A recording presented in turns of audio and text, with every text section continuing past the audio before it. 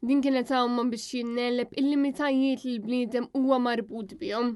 Arnila Aġus ftit tas-sigħat wara li tħabbar uffiċjalment li permezz tal-awma tiegħu Aġus kiser ir-rekord dinji ta' 142.3 km f'60 siegħa 35 minuta u 4 sekondi. Sabiħa biex tikser il-world record, imma jien qiegħed biex nippuxxa daw il-limits ta' ġisimna u nitgħallem minn daw il-sitwazzjonijiet fejn inti titfal ġismek f'post skomdu. U nitgħallem daw l-affarijiet u mbagħad nispira n-nies u ngħidilhom kif għandhom bżonn jagħmlu biex huma jimprovjaw dan l-aspett ta' ħajthom. Waqt konferenza flimkien mat-tim tiegħu ta' 29 persuna, Nila Aġus spjega li l-idea għal din il-maratona propju bdiet sena ilu, meta waqaf minn maratona oħra li kienet jagħmel viċin Spanja, Mallorca u Ibiza. Kif fi kliemu stess il-falliment ta' dik il-maratona kien parti mis-suċċess ta' din il-maratona. Aġus spjega kif fil-minuti ta' qabel beda din l-awma għal għajneħu qal issa l-moment li snin twal ta' ħidma jisarfu f'suċċess. L-Ravella is-sieħba ta' Nila Aġus spjegat kif l-ewwel lejl Nil beda jħoss ħafna bart u dan kien ta' xokk għalihom minħabba li dan kien sintomu li ġi qabel mistenni.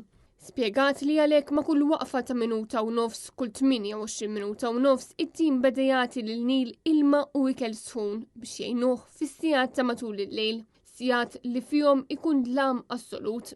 Aġus spjega lil Net News li minkejja li t-temp kien sfida kbira kif xi waqtiet il-mewġ beda jlaħħaq iż-2 metri, l-ikbar sfida kienet hu stess. Il-challenges ovvjament it-temp kien l-ikbar wieħed, ovvjament jien kont l-iktar challenge għalija n-nifsi għax ovvjament kif jiena bħal kulħadd il-ħsibijiet ġo moħħi jitlu, id-doubts jitlu, imma nipprova nimmanġjhom biex nibqa' nagħhom il-qudiem.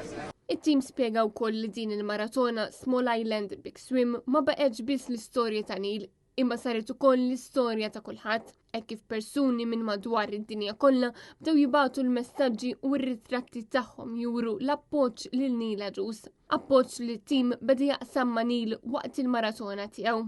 Tim tiegħi dejjem ikollhom effett kbir ħafna, mingħajrhom ma nista' nagħmel xejn, huma kollox li nsaqsihom għal xi ħaġa, anke jekk nistaqsihom assistant imma u kollox iġibu li, ġifieri jaraw kif jistgħu jgħinuni, jaraw kif jistgħu iżommuni komdu biex nibqa' Nila Aġus qal kif huwa jirkupra b'mod tajjeb ħafna u s-saħħa fiżika tiegħu irritornat għan-normal, però għadu jsofri minn problemi f'ħalqu fi griżmeh u anke f'imnieħru. Intant din il-maratona servit ukoll sabiex ikun hawn iżjed għarfien dwar l-ambjent ta' madwarna, inkluż dak marittimu. Kif saret kollaborazzjoni bejn Wave of Change u Laqda Żibel, fejn fil-waqt li Nila Aġus kien qiegħed jum saru żewġ clean-ups li servew kemm biex jitnaddaf l-ambjent kif ukoll biex ikun hawn iżjed għarfien dwar il-plastik li jintrema fil-baħar. Preżenti għal din il-konferenza kien hemm fost l-oħrajn ix-Shadow Minister għall-Sports David Aġus.